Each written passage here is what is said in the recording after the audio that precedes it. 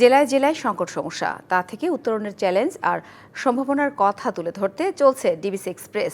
বিশেষ এই আয়োজনে মতামত থাকছে তৃণমূল থেকে শুরু করে নীতি নির্ধারকদের। ডিবিসি এক্সপ্রেস আজ সারাদিন আছে নারায়ণগঞ্জ জেলায়। নিবেদিত ডিবিসি নিউজের বিশেষ আয়োজন ডিবিসি এক্সপ্রেস। জেলায় জেলায় সমস্যা, সংকট, তা থেকে উত্তরণের চ্যালেঞ্জ ও সম্ভাবনা নিয়ে আমরা স্থানীয়দের সাথে কথা বলি। এছাড়া কথা শুনি নীতি নির্ধারকদেরও। আমরা আজকে রয়েছি নারায়ণগঞ্জের সোনারগাঁয়ে পানাম সিটিতে। আমরা জেনে নেব যে আপনাদের এই এলাকাটা একটি পর্যটন এলাকা। এই এলাকায় আপনাদের কি একই রকম রয়েছে? কি কি উন্নয়ন আরো করা উচিত, সংস্কার প্রয়োজন আছে বলে মনে করেন? আসলে আমরা যদি বলি, এটা হচ্ছে প্রাচীনভাবে ঐতিহ্যগতভাবে এখানে অনেক ইতিহাস রয়েছে, ঐতিহ্য রয়েছে। আপনারা জানেন ঈশা খানের এখানে ওনার মূল কেন্দ্র ছিল, সামরিক এবং প্রশাসনিক সবকিছু মিলিয়ে এই জায়গার প্রথম রাজধানী ছিল বাংলাদেশের, যেটা আপনারা জানেন। তো সবকিছু মিলিয়ে বর্তমানে যে পরিস্থিতি, সেখানে আমরা বেশ কিছু হতাশ হই। যেমন বেশ কিছু কোম্পানি এখানে প্রতিষ্ঠিত হয় যারা গাড়িগুলো চলাচল করে আমাদের আবাসিক যে রাস্তাগুলো সেই ভিতর দিয়ে, যার ফলে দেখা যাচ্ছে যে অনেক সময় এখানে পর্যটনের সময় একটা ভালো গ্যাদারিং সৃষ্টি হয়, যানজটের সৃষ্টি হয়। পাশাপাশি আমাদের সাধারণ মানুষ চলাচল যে করবে সেই সময়ও তাদের এই গাড়িগুলোর কারণে, মালামালের গাড়িগুলোর কারণে আমাদের বেশ ভোগান্তিতে পড়তে হয় নিয়মিত। এই জিনিসটা সমস্যার সমাধান দ্রুত করা উচিত। পাশাপাশি যেহেতু এখানে অনেক ঐতিহ্য রয়েছে, ঐতিহ্যগত যে স্থানগুলো রয়েছে সেগুলোর যথাযথ সংরক্ষণ করা উচিত বলে আমরা মনে করি, কিন্তু দেখা যাচ্ছে যে যথাযথ সংরক্ষণ আসলে হচ্ছে না।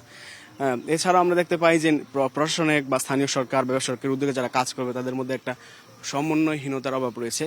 এছাড়া দেখা যাচ্ছে যে মানুষ বিভিন্নভাবে বিভিন্ন জায়গা দখলের মধ্যে একটা দখল করে নির্মাণ করে যাচ্ছে, বিভিন্ন অনুমোদন ছাড়াই অনেক কিছু করছে, যার ফলে যে সৌন্দর্য পানামনগরের বা আমাদের সোনারগাঁয়ের, সেগুলো নিয়মিতভাবেই ব্যাহত হচ্ছে।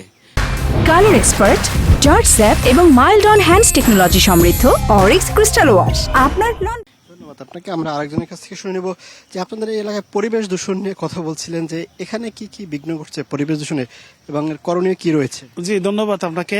আসলে সোনারগাঁ আমরা জানি প্রথাগতভাবে ঐতিহ্যগত একটা জায়গা, এবং আপনারা জানেন যে যখন ঈশাখার রাজধানী ছিল, 4টি নদী চারপাশে কিন্তু মেঘনা, ব্রহ্মপুত্র এবং শীতলক্ষা, এই নদীগুলো পরিবেষ্টিত সোনারগাঁও এলাকা। কিন্তু আজকে কালের বিবর্তনে এই যে বিভিন্ন দূষণ হচ্ছে নদীগুলো, বিশেষ করে পানির যে ব্যবহার, আমরা একসময় যে স্বচ্ছ পানি ছিল নদীগুলোতে, খাল বিলগুলো, এই স্বচ্ছ পানিগুলো আজকে কিন্তু একদম কালো রাবের মতো হয়ে যাচ্ছে, যেগুলো ইউজ করার দূরে থাক মানুষের বিভিন্ন রোগ শোক সমস্যায় জর্জরিত হচ্ছে। এর জন্য আমি মনে করি সোনারগাঁয়ের যে আনাচে কানাচে যেভাবে মিল ইন্ডাস্ট্রি তৈরি হয়েছে এবং তারা পানির যে বন্টন, সুষম পানির যে সিস্টেম, এটা কিন্তু ওনারা করতে ব্যর্থ হচ্ছে। এবং আপনাকে আমরা আরেকজনের সাথে কথা বলবো, একটু জেনে নেব শিক্ষা এবং চিকিৎসায় কি আপনাদের কোনো সমস্যা রয়েছে কিনা এই উপজেলাতে? ধন্যবাদ আপনাকে। আপনারা জানেন যে এখানে সোনারগাঁয়ে 50 শয্যা বিশিষ্ট একটি সরকারি হাসপাতাল রয়েছে। অত্যন্ত দুঃখের সাথে বলতে হয় যে আমাদের প্যাথোলজির জন্য ডাক্তাররা আমাদেরকে বাইরে প্রাইভেট কোনো ক্লিনিকে রেফার করে দিচ্ছে, অথচ তারাই যদি এখানে ভালোভাবে ট্রিটমেন্ট দেয়, সেক্ষেত্রে অনেক আর্থিকভাবে সমস্যা আছে এমন রোগীরাও ভালোভাবে ট্রিটমেন্ট নিতে পারে সরকারি হাসপাতাল থেকে। অথচ আমাদেরকে ছুটতে হয় প্রাইভেট ক্লিনিকে, এবং সেখানে অনেক খরচ বহন করতে হয়। শিক্ষা ব্যবস্থাটা নিয়ে একটু জানবো, স্কুল প্রতিষ্ঠানগুলো কি পর্যাপ্ত রয়েছে? আমাদের এখানে কোয়ালিটি এডুকেশন নেই বললেই চলে। এখানে কোনো প্রকারেরই, যার জন্য হচ্ছে আমাদের গার্ডিয়ানরা আমাদেরকে ঢাকামুখী হচ্ছে।